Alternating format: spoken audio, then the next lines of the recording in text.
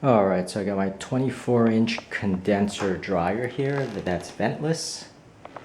And it's going to replace that old thing right there. We'll see how it goes. So the reason why I'm substituting the Gorilla Tape for the stacking kit is because I have two dissimilar brands. Right at the bottom there is actually a Bloomberg, and here is a GE.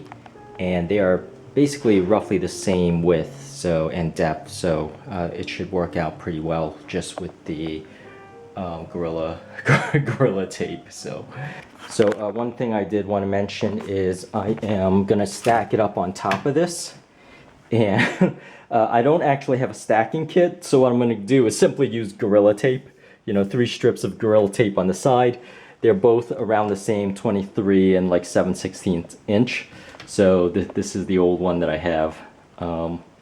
But so that's the kind of like the tip of the day, which is using Gorilla Tape as the stacking kit. Believe it or not, it should hold up because, hey, this particular one has held up and it did not have a stacking kit. So it just dried up on top, and even when the washer at the bottom was shaking, this did not shake off.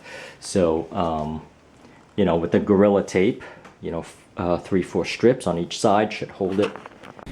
So I have 4 strips of Gorilla Tape on each side, so when the washer shakes and the dryer shakes, it will tug against each side of those strips. So I saw a video on Project Farm that showed that Gorilla Tape, each strip holds 100 pounds vertical weight. So these are going to be really strong.